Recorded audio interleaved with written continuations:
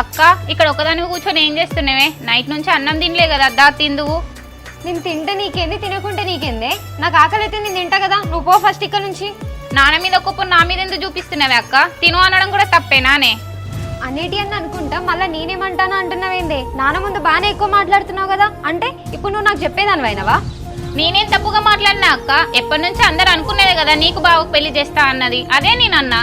నాకు ఇష్టం లేదని చెప్తే మీకు ఎవరికి అర్థం కాదా అనే? నువ్వు మాత్రం చేసుకుంటావు, నీకు ఇష్టం నేను పెళ్లి చేస్తా అంటే?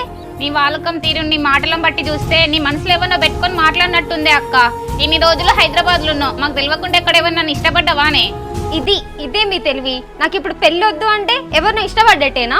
సరే, ఎవరినైనా ఇష్టపడ్డానే అనుకో, నాకేమన్నా భయమా? డైరెక్ట్ నాన్న దగ్గర పోయి చెప్పనా? ఇటు ఎవరిని ఇష్టపడలేదు అంటున్నావు, ఇటు బావని చేసుకోని అంటున్నావు, మరి నీకే తెలియాలిగా. ఇగో చెల్లే, నువ్వు నాకు చెప్పేదానివి కాదు, ఈ ఊర్లు వండుకుంటా ఊరు తెలివి నా దగ్గర చూపేక అర్థమైందా? మరి నువ్వు హైదరాబాద్ పోయినావు కదనే, మరి నీ హైదరాబాద్ తెలివేడిపోయిందే. ఇగో చెల్లే, చెప్పేది విని అర్థం చేసుకోకుండా వాదించేటోళ్ళతో ఎంత చెప్పినా వేస్టేనే. నువ్వు పో ఫస్ట్ ఇక్కడ నుంచి. నాని ఇంట్లో అక్క చెల్లెళ్ళేమో గొడవ పడతాను, పోయి ఆపుదాంరా.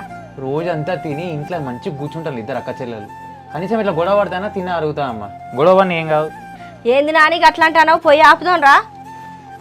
అమ్మ ఒకటి గుర్తుపెట్టుకో, భార్యాభర్తల గొడవల్లో, అన్నమ్మల గొడవల్లో, అక్క చెల్లెల గొడవల్లో మనం కానీ దూరం అనుకో, వాళ్ళు బాగానే ఉంటారు, తర్వాత బకరా అయితే మనం మధ్యలో. అట్లా అని చూసుకుంటుంటావా నాని? పోయి ఆపుదాంరా, ల్యాప్టాప్ బంద్ చేయి. అమ్మ నేను ఇక్కడ నా వర్క్ టెన్షన్లో నేను ఉన్నా, నువ్వు వెళ్ళిపో ప్లీజ్.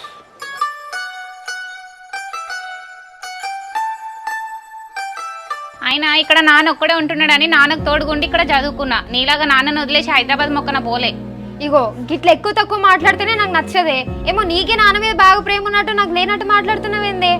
అదే అక్క, నిన్ననే అర్థమైంది నీకు నాన్న మీద ఎంత ప్రేమ ఉన్నదో. చెప్పే, ఏమర్థమైంది చెప్పు.